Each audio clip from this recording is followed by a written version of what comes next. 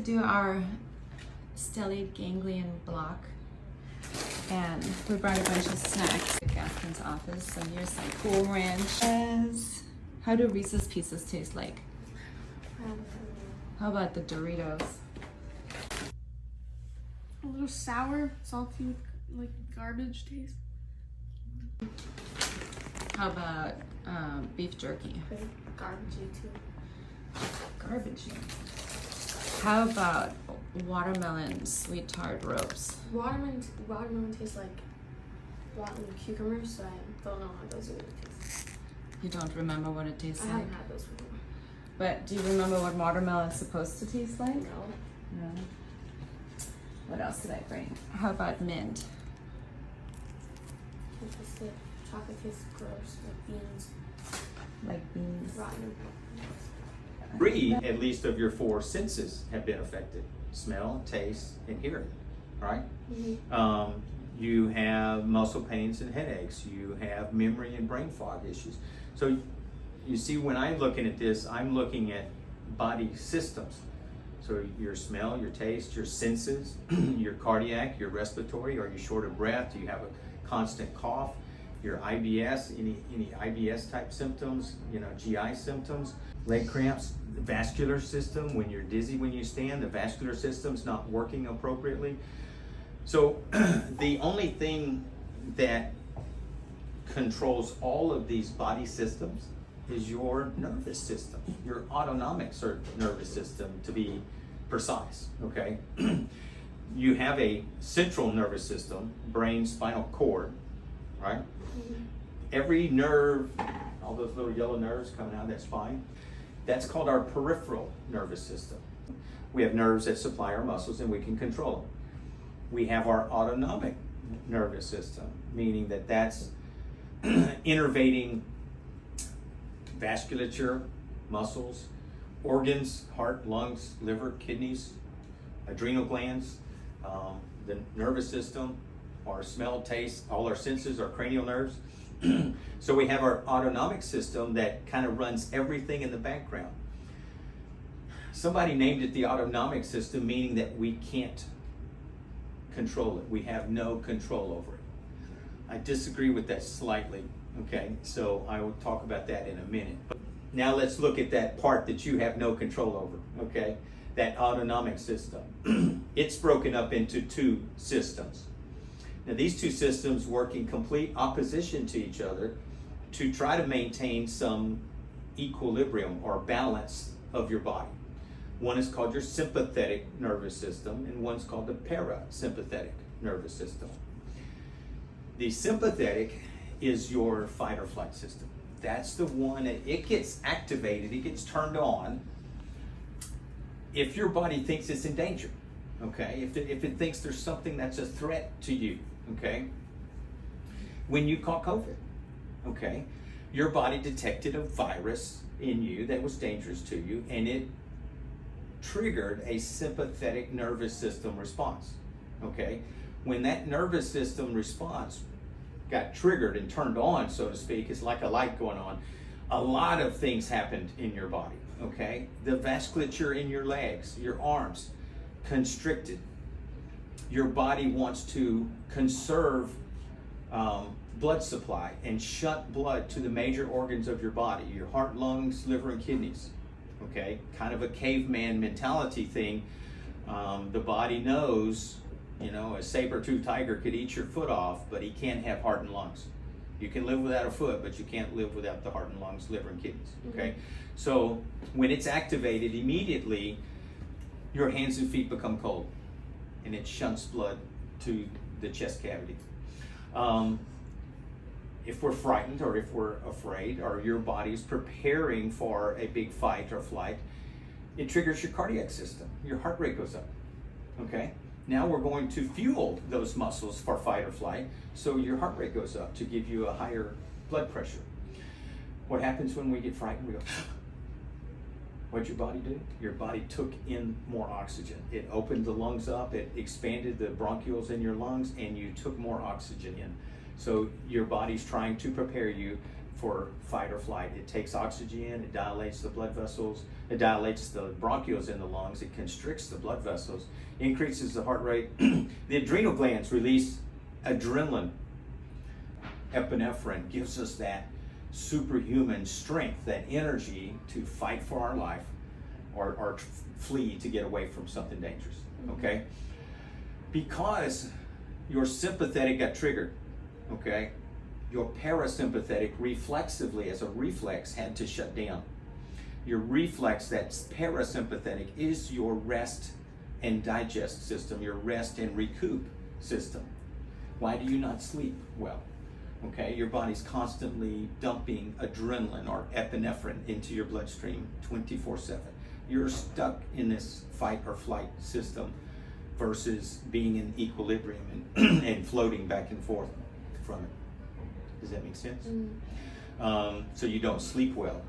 You are in fatigue because your body was never designed to be in a fight or flight for a year at a time. It was designed to go into that fight or flight for a life-saving time, for a few seconds to minutes at a time, and then get away, save yourself, get away, and then go into fluctuate, and then go into parasympathetic, where you can rest, digest, and recoup, let your body regenerate itself and replenish all those hormones and neurotransmitters that it released during the fight or flight. This condition is called dysautonomia. This dysfunction of the autonomic system is called dysautonomia. It's a condition that's been around for decades and decades. It's nothing that we've known about it for a long, long time, okay? The difference is that modern medicine doesn't think we can modulate or affect that autonomic system, okay? That's where I think the change is coming, is that we're finding we can. Okay, we have hundreds and hundreds of patients that have figured out that we can change and modulate, affect this autonomic system.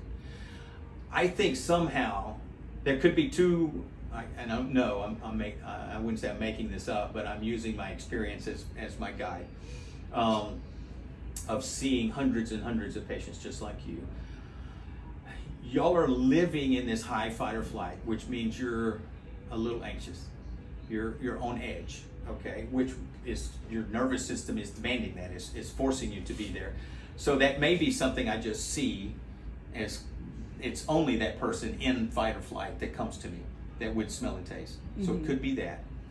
It could be hereditary. It could be a genetic thing. You know, why are some people short, some people tall? Why are some people, if your grandmother had breast cancer and your mother had breast cancer, there's a high probability you have breast cancer, right? You can't really affect it. Maybe you're just prone to dysautonomia because that's your genetics, okay? I don't know. The other thing I will say is it can certainly be a conditioned response. We know that from PTSDs. If we keep sending people to combat situations, either males or females, you know, I personally know guys that have been in 13, 14 deployments over the last 20 years. If you continually send these people into a life-threatening environment for 6 months at a time, every year, it's very hard for their body to just turn that off. It's becoming a conditioned response. Does that make sense? Their body wants to live there. They're staying there more than they are in a relaxed, safe setting, and so their body becomes pretty happy to stay there. I think I've seen just as many women that were in abusive relationships. That's a daily thing for years and years and years, and they live in a fight or flight. They never know if they're really safe. They never feel truly safe. And so they're living in a high fight or flight response, and that develops into this dysautonomia and all of these symptoms that we're seeing.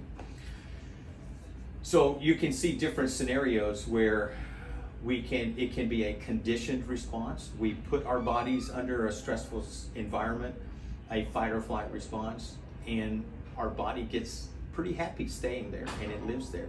Eventually you start seeing physical symptoms of it. You know, your fatigue, your brain fog, the dizziness when you stand, IBS symptoms, racing heart, shortness of breath, all of these, and then many, many, many more. Ringing in your ears, vision loss, hair loss, on and on and on. It goes on and on. And just by blocking it for 10-15 minutes, that's enough for this to reset for her in this case? That's the whole idea of the sympathetic, the stellate ganglion. If you're in a high fight or flight, you're in a disequilibrium between the sympathetic and parasympathetic system. Your body has not been able to talk to that and shut that down, okay, and return it back to a fluctuation between those two systems. This is the sympathetic nerve to your brain. Mm-hmm. It's not a motor nerve. It's not a sensory nerve that you feel heat, okay? This is a sympathetic nerve. You have sympathetic nerves throughout your body, and you have parasympathetic nerves throughout your body. This is one of the sympathetic nerves that travel to your brain, particularly the hypothalamus in the brain, and is feeding it all the information, right? From blood pressure to temperature, sweating. If you walk out in this Texas heat and you start sweating, that's a sympathetic nervous system response. Your body detected heat. It could overheat. We don't want you to overheat. We're going to sweat and try to cool you down. Your body is doing these things millions of times a second, okay? So all this information is being fed. The sight, the smell, the taste, the hearing, all your senses are being fed into these sensory nerves, sympathetic nerves, travel to the brain processes it, realizes how much danger you're in, and then sends out effector signals of what we're going to do about it. Right now, whatever's going on is detecting too much sympathetic drive and is keeping you in this high sympathetic drive. If I block one of the sympathetic nerves, we're just going to shut that off, okay? And I don't need to shut it off for a long time. At least in my practice, I don't. I use a lidocaine, which is a very short acting, maybe 15-20 minutes. It's the fact that I shut it off.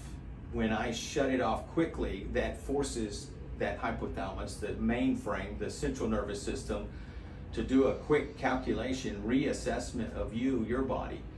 Are you suffering from COVID? Are you being threatened by anything? How much sympathetic drive do you need? And it's going to realize you're probably pretty safe. You're okay. You don't need all this sympathetic activation in your body, and it immediately brings you back to an equilibrium between those two systems. That's why you get long. The first guy I treated was November of 21. We're August. He's 10 months out. He's never required a second injection. He's never required any additional. And I've got hundreds and hundreds of patients like that. It's not that I blocked you for 10 months and I blocked that sympathetic drive for 10 months. That's not my objective. My objective is if I can quickly and really intensely shut off that sympathetic drive, I think that's what triggers the central nervous system to do the reset, the recalculation, the reassessment. And then your body fixes itself. Awesome. Okay. And all those symptoms go away, okay? Your smell and taste is just one, okay? That's amazing. I cannot wait. If we fix one, right, we fix them all, okay? All of those. We fix them all. Mm-hmm. Okay. Smell and taste is just one, right? Mm-hmm. Okay? Okay. Okay, so we're scheduled today, right now, to do the right side first. Correct. And then possibly tomorrow a second shot, or possibly this afternoon this second shot in Correct. the left side. Correct. So what's your recommendation? I do think the right and left is important. We start and inject the right side of your body first, okay? These sympathetic nerves are taking all of this sympathetic sensory input, taking it to the brain. We have to find which side is the more dominant, which one is providing the most sensory input to the brain. That's the one we want to shut off. Mm-hmm. The two things I cannot predict is, are you right-sided or are you left-sided in this dominant sympathetic input, okay? Most people, and just in my practice, somewhere around 70-75% are more right-sided dominant. Okay, so we do the right side first. We see people get the greatest response from it, and that's what you came from. You just want to see a good response. But even if you only got a 10 or 20% improvement, that really doesn't alarm me. That tells me you're more left-sided dominant. Your body, as long as your body responds, as long as we see a change, that your body was able to make the reset and bring some, for you, the quick things you're going to see are smell and taste. Okay, it's hard to see in a matter of minutes fatigue get better, that ringing in your ear get better, or dizziness when you stand. It's harder to quantify those things. But if you could not eat chocolate and peanut butter before, and I give you a Reese's cup now and you can eat it, that helps you realize, yeah, it's better. It's working. Right, it's working. And so that just starts reducing anxieties and making you feel better, and that's what you came for. So over the next week or two, you'll start noticing all those symptoms have gone away. That you're not tired, you go to sleep and you wake up rested, you don't have irritable bowel syndromes, your heart's not racing, you wake up, you just feel good, you're not anxious when you go outside, you don't feel depressed. It's just, everything's gonna be so much better.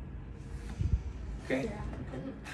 Smell okay. it. It's okay. It's not gonna make you eat it, just smell it. It's okay if it didn't work. It smells like corn. Not like garbage? I don't know. A little bit like corn. That's a This bad tastes one. really It's a bad. rough one. I'm so shaky. Oh my gosh.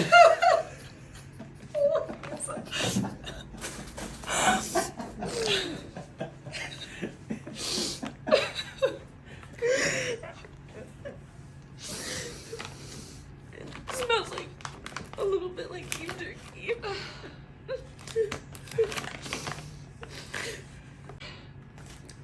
There's like a tiny little bit of garbage at the end, but it does smell like beef jerky. It's just gonna get better. That's 5 minutes, okay? It doesn't taste like garbage. But It's that's like all sweet we and, wanted. like, Yeah. smoky. Smoky. It smells like beef jerky. All right, let's try the Reese's Pieces, Hazel. Keep trying. Do you want to keep trying? Okay. Okay. All right. Do it. We'll do a little. I smell a little bit of peanut butter. Oh, Daisy. Does that taste like It something? doesn't taste like garbage the way it tasted before. Yeah? It tastes good. You can taste treats again. It tastes a little bit of the peanut butter, but the chocolate tastes like Chocolate? halfway like chocolate. But, oh my gosh, a little bit of it, yeah.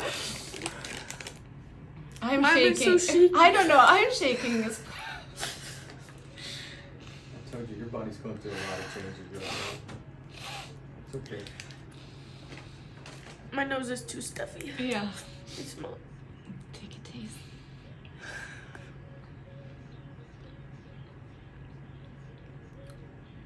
There's no garbage. Oh my gosh, just taste a little bit of the mint.